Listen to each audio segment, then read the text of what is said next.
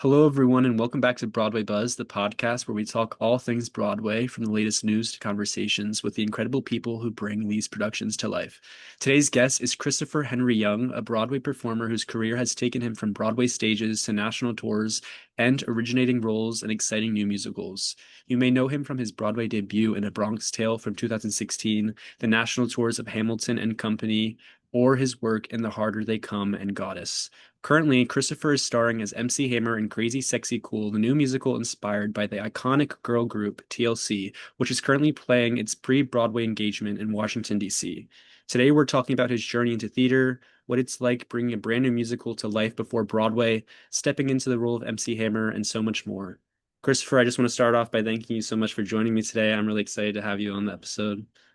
Thank you. I'm excited to be here. It is the craziest thing in the world to listen to someone read your bio or like read off the things that you've done. And I'm not even like one of the famous people. I'm a person who loves what they do, but it is kind of insane to listen to that blurb because it just kind of reminds me I'm 36. I started my career when I was 19 professionally. And I still think I'm like 21, but I'm very much not. So when you read all that stuff, I'm like, oh snap, I've done a lot. Yeah, you got an impressive resume there. That's nuts. Yeah. That's That speaking of that, my first question for people who don't know you, can you just tell us a little bit about yourself and how you got into theater? yeah. So yes, I'm Christopher Henry Young. I'm originally from Baltimore, Maryland. I grew up in York, Pennsylvania. And my path into theater in any respect really kind of started when I was a kid. I was a very, very klutzy child from the stories everyone says. And so my parents and my grandmother specifically, they kind of came together to think about ways to help me with just being a klutzy kid. And that got me into dance. And it was like ballet and tap were the first things I took. I personally don't remember whether I was obsessed with it or whether I was like, this is a thing you're making me do. But I know I did tap and ballet pretty consistently in my youth. And I also played sports alongside it. So I kind of did all those things. And then when I was 10 or 11, we moved to Pennsylvania and my life just kind of shifted. And so I went back to focusing just kind of on school. I didn't really do too many activities. I think I did choir my first year living in York, Pennsylvania, in the middle school that I was going to. And when we moved to the high school, I went through a bit of a life tragedy where I lost my biological father and I just kind of like shut down emotionally a bit. And my mom and my stepdad thought it would be a smart way to kind of help me open up again to get me back into the arts because that was just kind of like a big piece of my life that I enjoyed that I kind of let fall apart a little bit as I was dealing with this other major life shift. And so I went from just kind of doing like choir in middle school to doing the musical at the high school, and they were doing Beauty and the Beast, and I was obsessed. Now that I do remember being obsessed with. I may not necessarily remember how I felt about dance when I was like 6 or something like that, but I very much know that I was obsessed with doing Beauty and the Beast. I was like, this is the coolest thing I've ever done. I was a dancing fork and a wolf, and I was losing my mind about it. And so then I just kind of did everything I could in the arts. And I still played sports in high school, but the arts really did become my new kind of obsession as a teenager. And so I got into the show choir and I would do the plays and the musicals. They did a fall musical, a spring musical, and a play in between. And I would try to do as many of them as I could. And then when it came time for college, I was like, oh snap, I only started this like 3 years ago. I don't know that I have the juice. I don't know if I have the training. I don't know if I know enough. But I did audition for a few schools and I got into a few programs. But when push kind of came to shove, I was like, I don't think these programs are for me, actually. I understand what they're trying to do. But at the time, theater and art were my outlets, they were my safety. They were not necessarily something I looked at as a skill set I had. And so the idea of a program trying to like mush me into a mold or recraft me in the image of like a industry performer didn't really sit well with me, and I was too afraid. And so I wound up going to school just for journalism as the basis for what I thought I was going to do with my life. And it was the summer after my freshman year that I got my first job at Hershey Park in Hershey, Pennsylvania. And basically, a group of friends were going up to audition, and they asked me to drive. I drove, and they were like, "You should go in." I was like, "I don't have a headshot." So they took a photo of me on the side of the Hershey Theater, and we edited my resume on one of their laptops and took out like all the high school. It would say like Central York High School because I used my resume to do community theater at like when I was in high school. So we just re-edited it so it looked like I did it at like the York Arts Performing Arts Center. It was a full stop a lie, all lies. But I wound up getting the job, and then I followed my cast members from that summer at Hershey Park up to New York to audition for cruise ships. And then I booked my first cruise ship, spent about 4.5 years on cruise ships with people telling me, like, you're so theatrical, you should go to New York, you have to do Broadway. And because I didn't know enough to, I always say I was like too ignorant to be afraid of the system. I just didn't know it well enough. So I was like, yeah, I'll move to New York. And so I moved to New York and auditioned for the things. And that was just kind of like the beginning of my career into theater specifically, after doing cruise ships and theme parks. And yeah, that's kind of that's the elevator story. Yeah, yeah, I love that. Okay, let me just say, I live in Lancaster, so yeah, that's so close to York. Yeah, It's like that's 40-minute crazy. drive. Yeah, I live in I would Lancaster. go to Dutch Apple and a Fulton Opera House, two theaters I've never worked at, and I saw that was where I saw theater in high school. And I've never auditioned for either, even though I would very much want to, but it's You just never come should. around. Yeah, the Yeah. Fulton, definitely. I'm an intern at the Fulton right now. Shut up. Yeah, This yeah. is crazy. I had no idea. Yeah, I didn't know you were from Oh, York either. I guess I didn't do enough research with no, myself either. no, Well, it's you moved to okay. York, so but Right. yeah, so also one of my questions was going to be, was there like a certain show or like person that got you into theater? But you said Beauty and the Beast. Was that like the show that kind of like threw you into theater and like made you fall in love with it?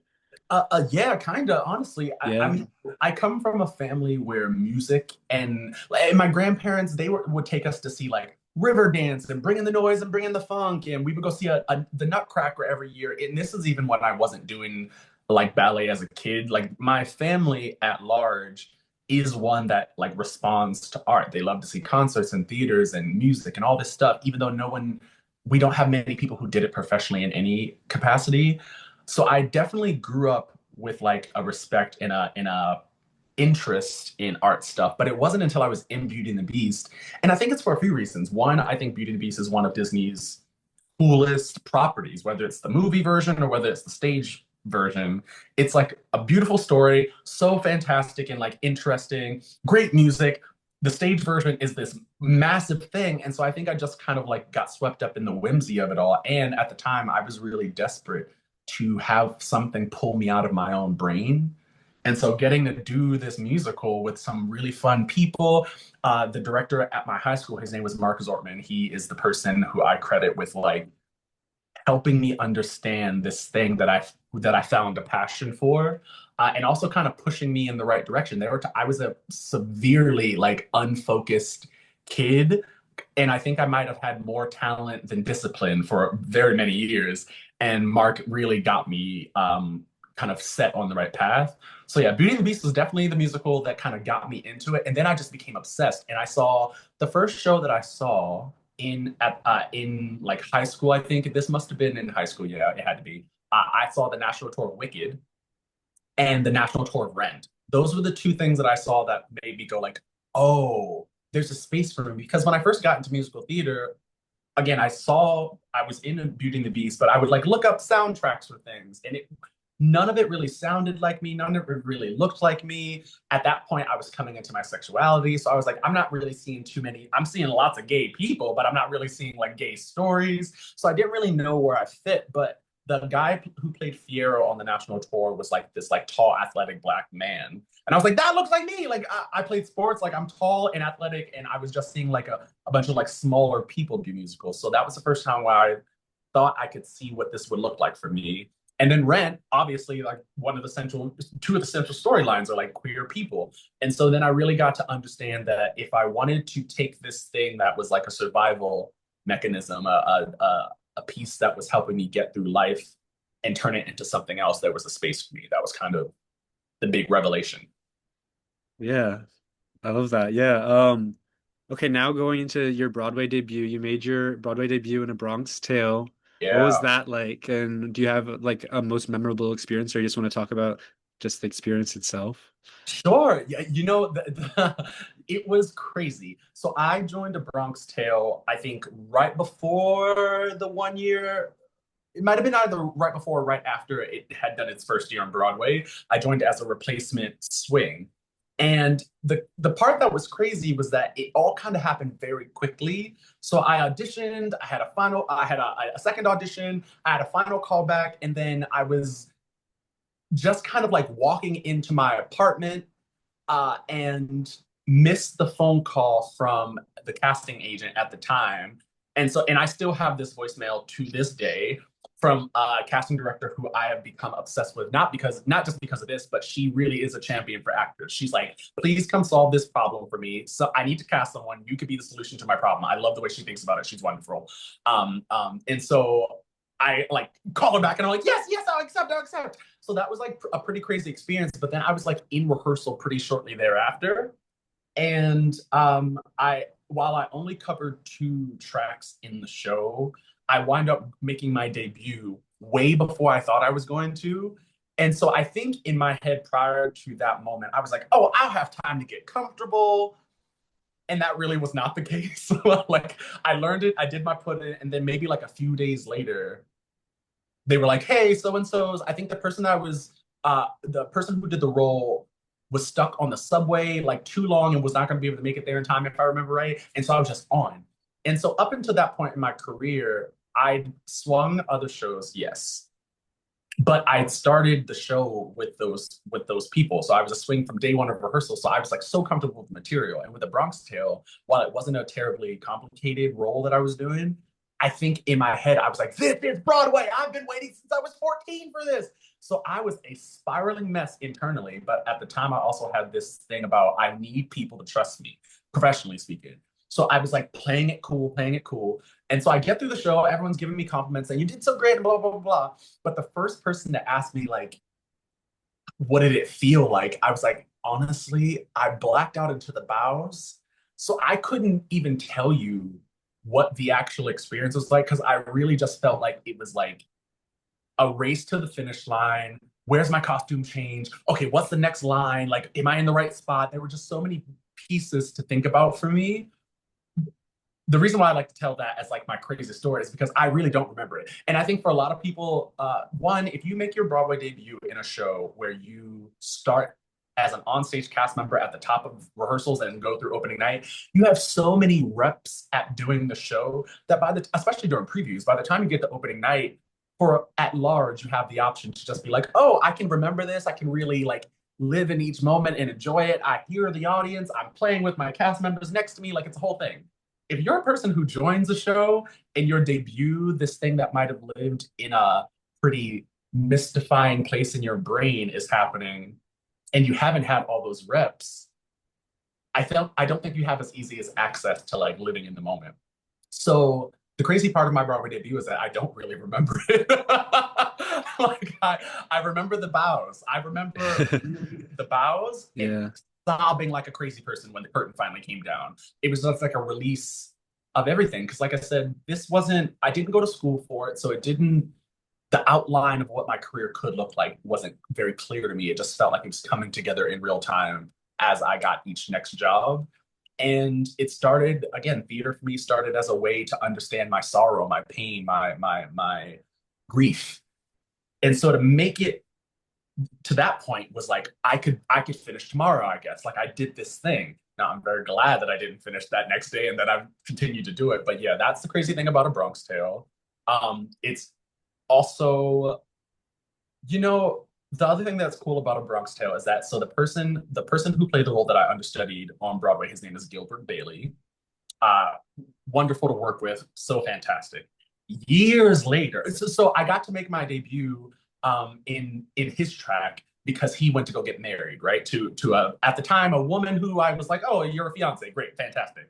Years later, I'm on the company national tour just 2 years ago, and I wind up working with his wife, who I'd only ever known of through like, oh, I made my Broadway debut in the show and I got to go on for this track because you got married. And now she and I, Jessie is her name, have become such close friends.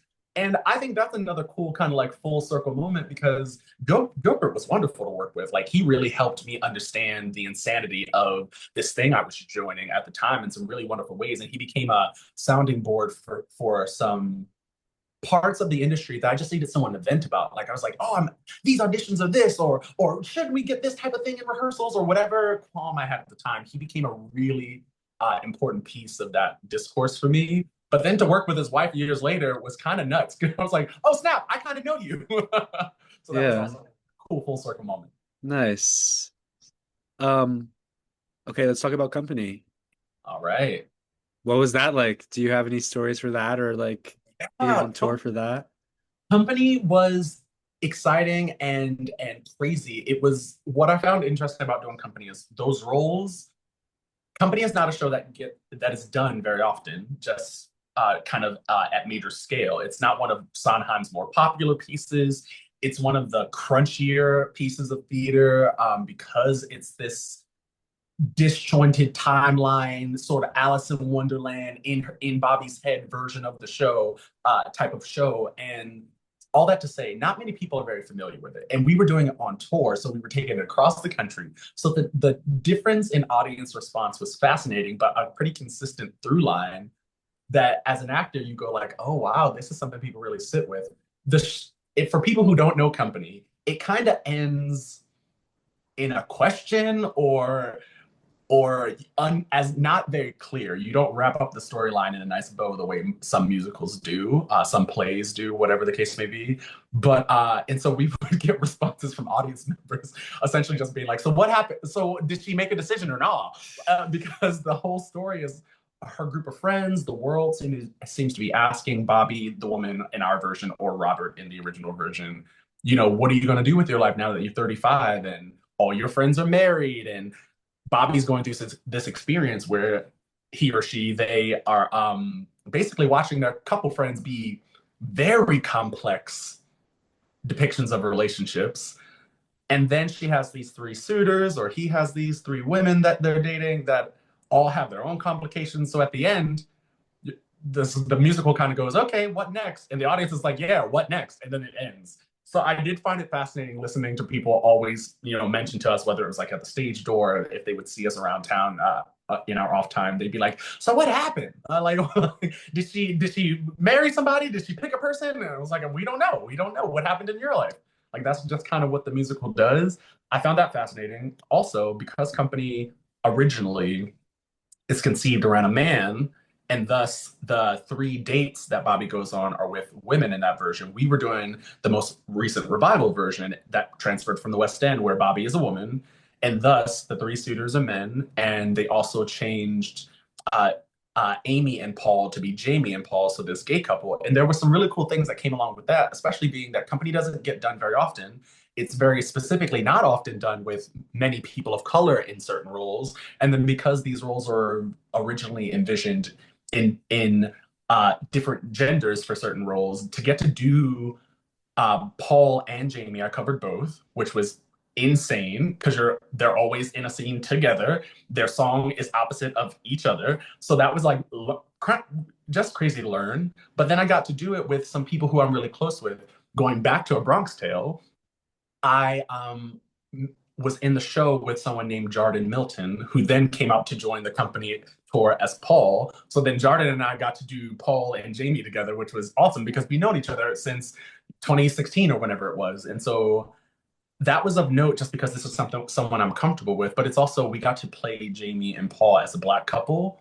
And again, outside of Rent, where Angel and Collins are this couple of color, the circumstances around Rent are so much more devastatingly emotional. So to get to do a version of a couple, a gay black couple that doesn't end in that type of tragedy and that gets to love on each other in this beautiful way was like incredible and complicated because we also toured through some places where people found that complicated. So I loved Company. I was the dance captain in the swing. I covered Peter, Paul, Jamie, Andy, and Theo. So two of the boyfriends, learning that trio was insane. For anyone listening who doesn't know Company, in either version, there is this trio that happens. You can drive a person crazy. In the original version, it's modeled after the Andrews sisters. It's this like, doo-wop trio that happens, and they changed it to a male trio in this version. And the harmonies are insane. They are nuts. And they cross up and down all over each other. They're like complicated. The Theo track is singing in the rafters. It is nuts.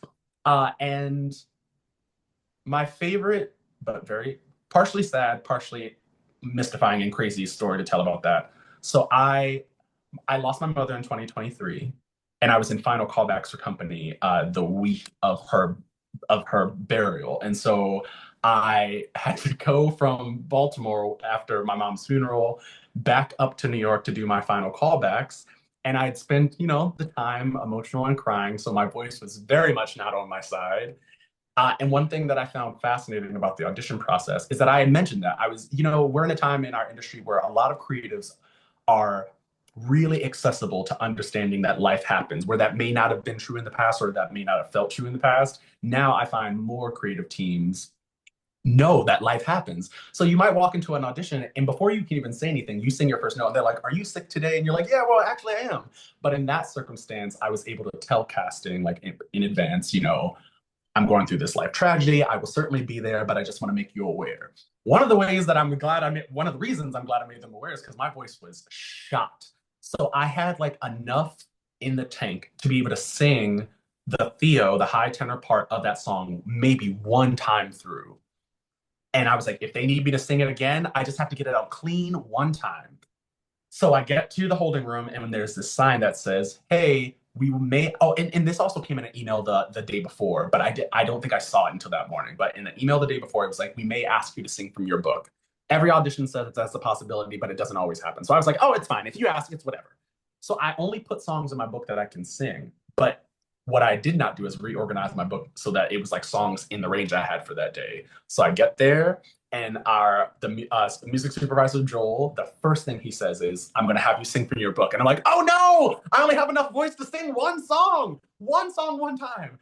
And at the time, the only thing I had in my book that was even close to uh, anything that made sense for that show, and also something I could sing at the time, was "My Petersburg," which is very much a tenor song, very much a tenor song.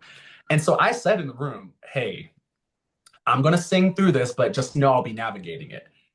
I sing it. I'm using my mix. I'm navigating, and I finish, and I'm so proud of myself. I'm like, "Whew, I got it out. No cracking. It sounded good." But again, this is a very seasoned music director. He is not new to anything. He knows the human voice. He knows music. He knows it all. So he's like, "I'm gonna have you sing again, and I want you to let your voice carry." And I'm like, "Hey Joel, like I don't have much voice." He's like, "Don't worry about that. Protect yourself, but let your voice carry." And I'm like, "Good heavens." So I sing it full voice. I let the belt come out, and I know that I'm fatigued. And it's not because my chords were like wrecked or anything. It was just fatigue because I spent a few days crying. I just did this long travel day. Like it was a whole thing.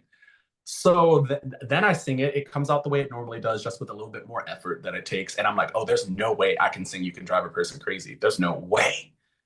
And he goes, "Okay, we'll have you do it." And I was like, "Oh God." So I get through it somehow, and the notes do come out, much to my own surprise. And he's like, "Well done. Thank you." I was like, "Okay, please don't ask me to sing again." So I left that audition proud of the fact that, and I try to be very real with myself by way of, I know what me doing poorly sounds like, and I don't, and I'm not harder on myself than I need to be. I trust my skills. I trust my abilities. I try not to enable my own insecurities. So there are some auditions where I make a decision about like what I want to do, and then I only judge myself based on whether I did that. And what I want to do is based on a process that I practice. I practice my auditions. I try to stand in a place in my house where I can like stand up, face a spot, and really perform it like I'm going to perform it in the audition, so that the only new elements are the room and the people. I don't want to walk into a room and be like, "I've actually never sung this standing up in these jeans," or "I've never like, I don't want to play with too many factors. All that to say, I left that audition being like, it was a struggle, but I actually did everything I wanted to do, especially in the scene work. I felt very good about the scene work. Um, I did not feel nearly as confident in the singing, but I was like, I sounded fine. I sounded good. I got the notes out. It's clear that I can hit the notes, though it was a strain. So when I got the offer for that show, I was gagged. I was like, this is crazy. I don't think I can recall another time in my career where I've been cast in a show where my final callback felt that hard to navigate because I wasn't in good health, right? And so I was like, man, this is nuts. So that was also kind of a thrilling and nice, obviously, because I was going through this tragedy and uh and it was just kind of nice to know that I could rely on my work to be a grounding force as my personal life was like shifting. So that's my Yeah. very long-winded story about company. Yeah, no, that I like that. Thank you for sharing that. Um, do you want to talk about Crazy Sexy Cool now? Yeah. Well, do you just want to talk about like how you originated the role of MC Hammer, how you got into the musical? Do you want to talk about your audition process, anything like that? Yeah. So I was lucky to start Crazy Sexy Cool back in a year ago now. It was last July. I originally auditioned for the workshop version of it back in New York. I was like in the middle of Goddess previews, I think, when I got the first audition, and it was a dance call. We went in. I was in a group of maybe 25 or so men. We walk in, and our choreographer, Chloe O. Davis, she goes, do you want to start at 500 or you want to start at 1,000? And I was like, wait, you skipped 100 though. Like I think we are well over the place where most of us want to end. But the largest part of the group is like, we want to start at 1,000. So then we learned the combination to you can't touch this. And at the time, I didn't know exactly what that was, but I knew I had a side for MC Hammer. So I was like, oh, okay, so this is the MC Hammer number. I get it. I get it. So we learned this combo. And every time she finished another 8 count, I was like, there's more. It was a long combo and it started like a shot. For anyone who comes to see Crazy Sexy Cool, you'll know exactly what I'm talking about the moment the number starts. So we learn it. We're all drenched in sweat. We go through the small groups and perform it for her. And then she's like, okay, now we're going to go to 500. And we're all like, woo! We're kind of glad that we chose the 1,000 one because we're like, anything else has to be easier. So then we learn a combination to the song Hat to the Back, which while it definitely was not as hard as MC Hammer, it was still complicated. It was very rhythmic, and she really wanted us to play with dynamic, and so your brain had to be on, even if your body could rest a little bit. And then we ended with a combination to digging on you. That was the third one, and she's like, "See, we just kind of de-escalated in the energy," and that one was very cool. She wanted to see how we took her movement and the world that she wanted us to live in and then made it our own. So we got each combo served a different purpose. So then a few people get asked to stay and sing. If you had sides, I had you do the sides, and I got to do the MC Hammer side and one other scene.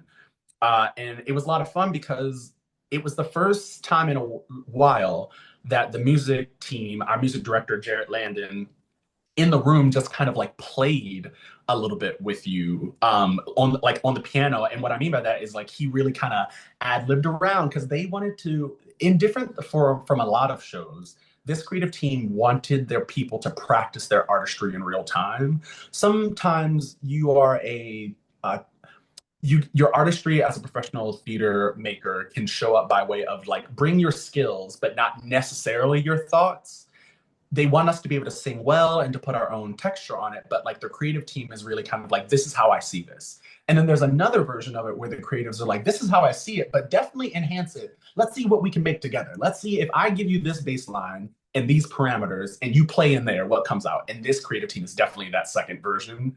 So he would like ad lib on the piano and play around a little bit and see how you kind of responded to the material. And in our final music callback, we came in groups actually, and so they taught us the vocal lines and wanted to see how we blended. And he wanted to see if he can pull our use of our voices out of the musical theater space and put it back into the R&B pop space, which was fascinating because it's like a group of us. There were maybe 8 of us, 2 people on a part, and we would sing all together. And he would say, "Okay, now a lot of you all are singing in a broader space in your mouth. Can you narrow it a little bit more and bring it forward so that we're in that contemporary pop sound?" And it was like, oh snap! Like right, we are singing normal musical theater pop, and this is actually kind of like mainstream R&B pop. And so that audition process was one of the coolest things I've done.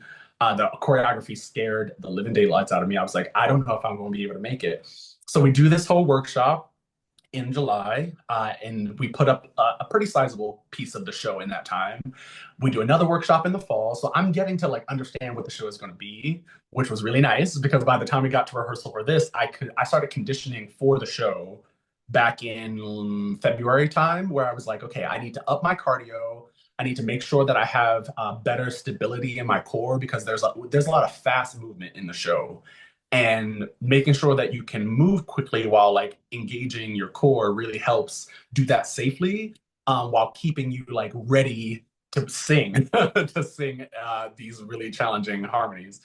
And all that to say, I am grateful to get to kind of like go along the journey and watch it develop. I mean, each of the scripts have been so different. The script we start with on day one of each new incarnation is so different from the script that we do at the end of that process. So it's like we started with one script on the first day of rehearsal for the workshop. By the time we got to the presentation day, already such massive changes. And the same thing this time, this creative team really cares about getting it right and saying something that will resonate with the audience members. And I really do think they are getting it very right. Our audiences are responding in such wonderful ways. I am really, really grateful that I get to play MC Hammer. He was one of the people I watched his cartoon when I was growing up because my aunt grew up in the 80s. And so she would babysit us and we would watch all the 80s cartoons. And there was an MC Hammer cartoon where his like pants were the superpower. And so to kind of get to play him now and pay homage to this man who showed the world that like men dance too. Like, and they dance hard and it's dynamic and it's crazy. And to get to do that 8 times a week is fascinating, beautiful, and exhausting.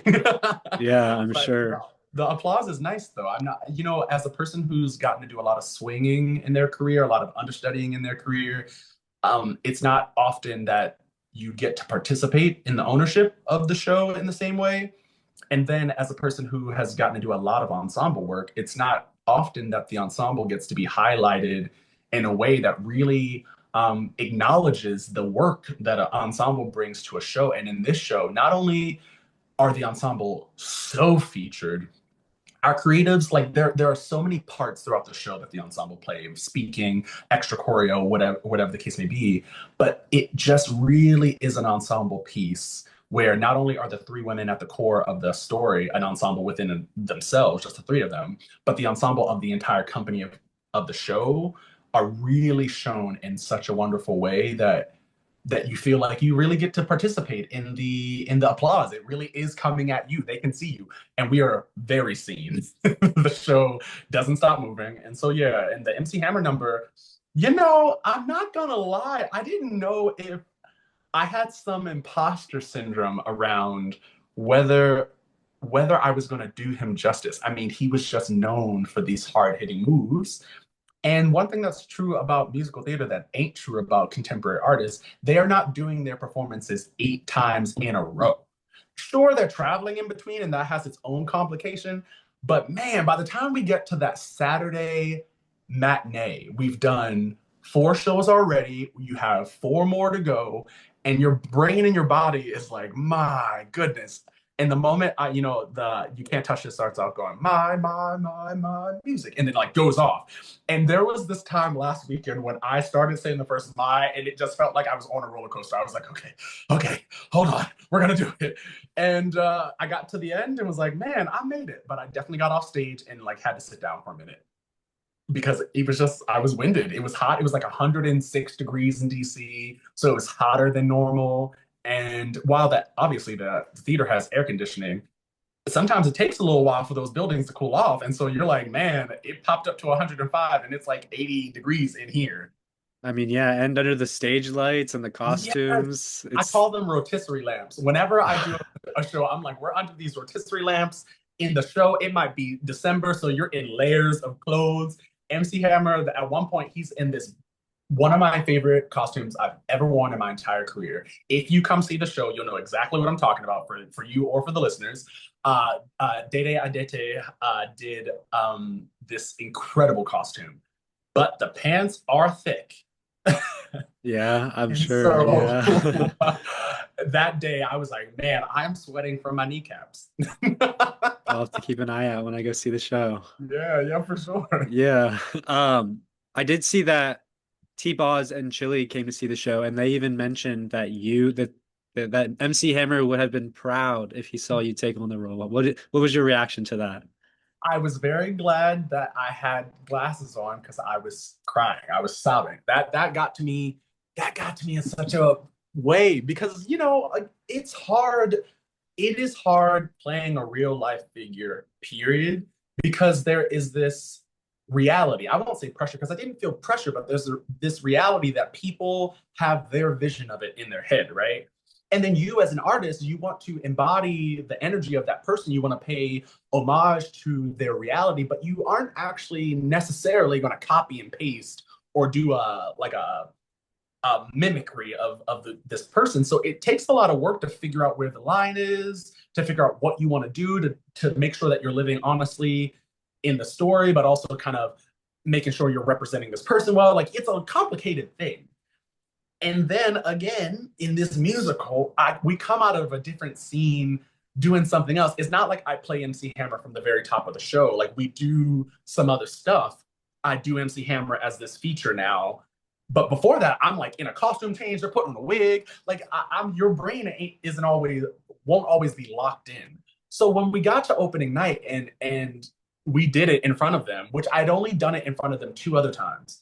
One time was our presentation for our second workshop. They came to see, and at that time, it was a different version of this character. MC Hammer showed up a little differently in the whole show, but that was wonderful, and they were very complimentary in that. They were like, "You did a great job." That's what they said, and I was like, "Ooh, okay, I survived." Then we do a press event earlier in the year, and in that version of it, it was just the number without any of the scene stuff. So again, they were like, y'all are really dancing, y'all are working. And I'm like, whoo, survive round two. But this time we're in the full musical for the first time. We're doing the whole show. And now the role has been kind of bumped up to have a little bit more going on. I'll try not to spoil it for anybody, but there's just more going on with MC Hammer.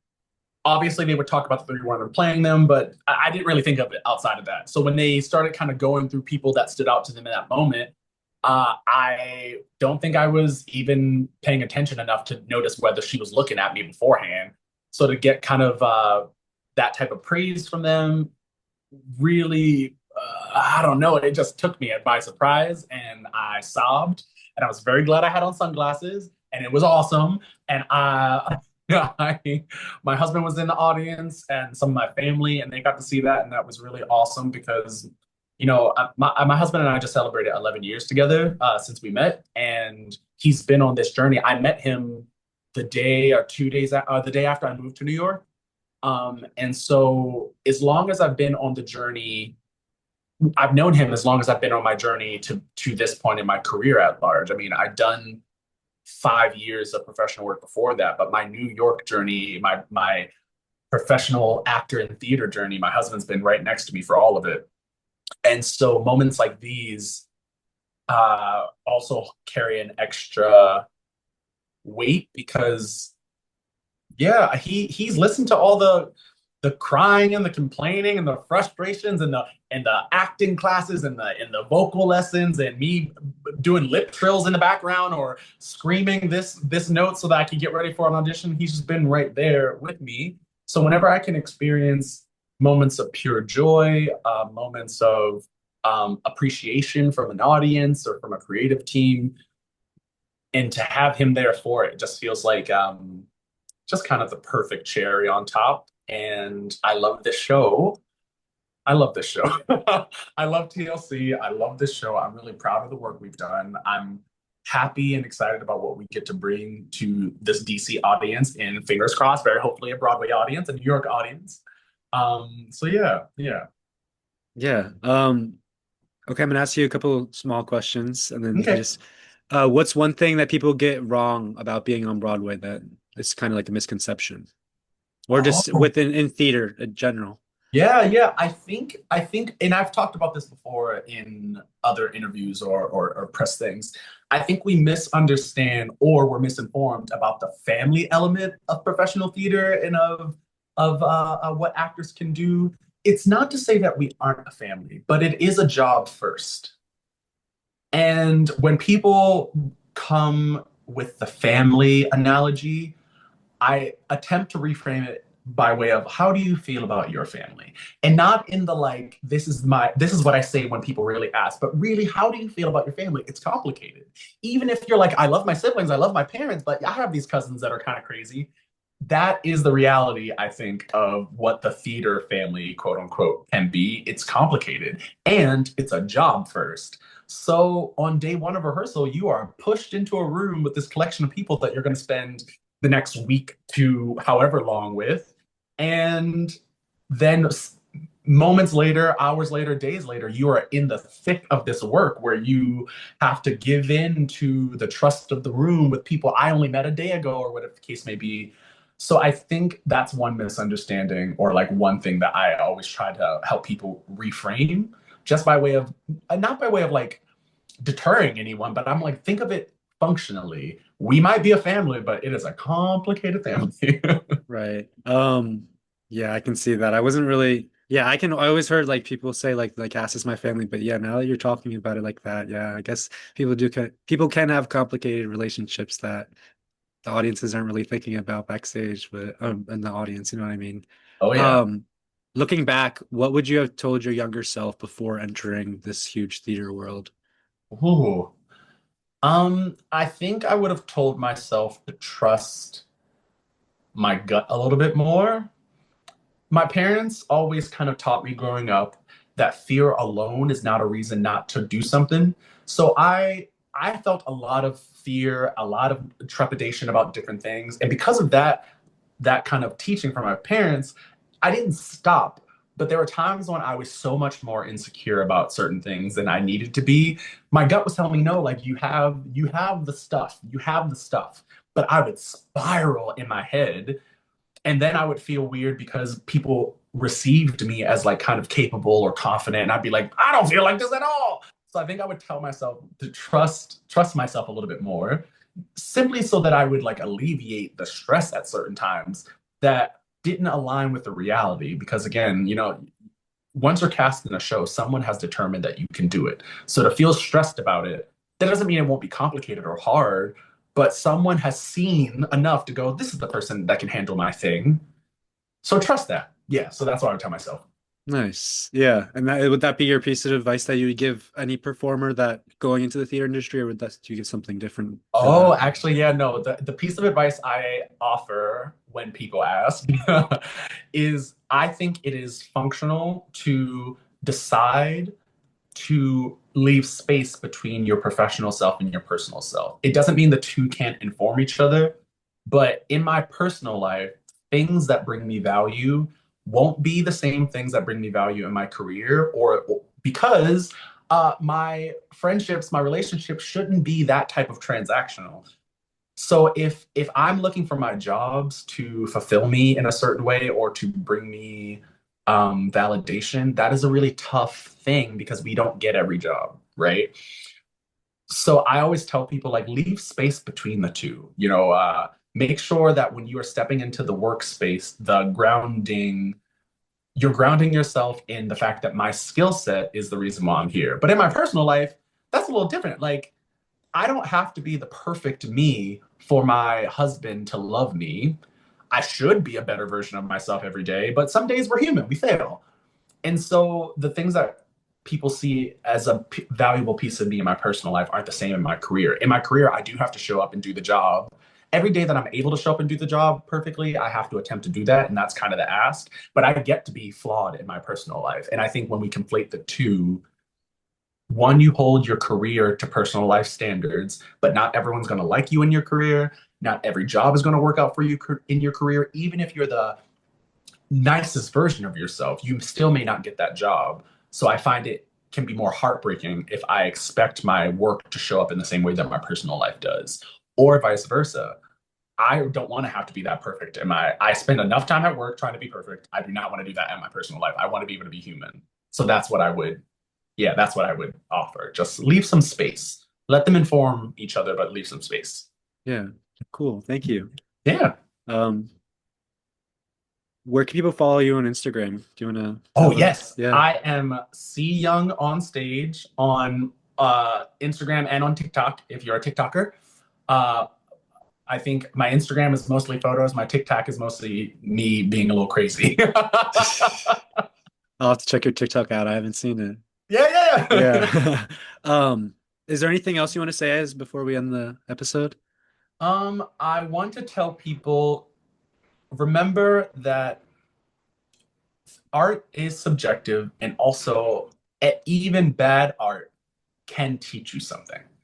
So when people right now, we live in a time where I think it's important to people that they find value in the things they experience, whether it's movies, theater, whatever the case may be. And I think the bar for the bar is a little too high for the value that people get. I think you can get value out of things that may you're like, oh, this show was not my favorite thing. Okay, did you like the performers? Did you like the costumes? Like there's more than like I didn't like this narrative. So I want to tell people like really learn to like mine these experiences for the value that is there, not always expecting it to live up to your favorite dream.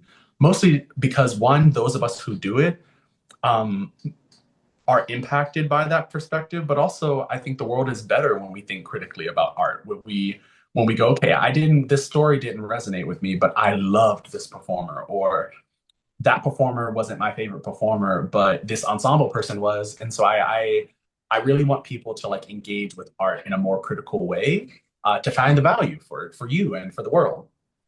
Okay, that's actually really good because that's so good because there's so many different aspects to theater. Like there's the choreography, there's the lighting, there's the set, there's just I can't even name everything. There's the writing of the script itself. It's all just you can't just say you didn't like something because there's so many different aspects. And if you do say you didn't like something, you have to give the reason or you have to say what you didn't like, but you can't say you didn't like it all because it's for so many different collaborators. There's just no way you can't dislike it all. So Exactly. That's exactly what I think. I'm like, there yeah. has to be something. Yeah, that's very well said. Thanks. All right, Christopher. Thank you again for taking the time with me today. It was such a pleasure getting to hear more about your journey and everything that comes into life as a performer. I really appreciate you sharing all of your different experiences with us. And thank you all so much for listening to another episode of Broadway Buzz. If you enjoyed today's conversation, be sure to follow the podcast wherever you're listening so you never miss an episode. You can also follow Broadway Buzz at on You can also follow Broadway Buzz on Instagram at BWay Buzz Podcast for more Broadway news, updates, and behind the scenes content. Thanks again for listening, and I'll see you next time right here on Broadway Buzz. Thanks, Christopher. Of course, thank you.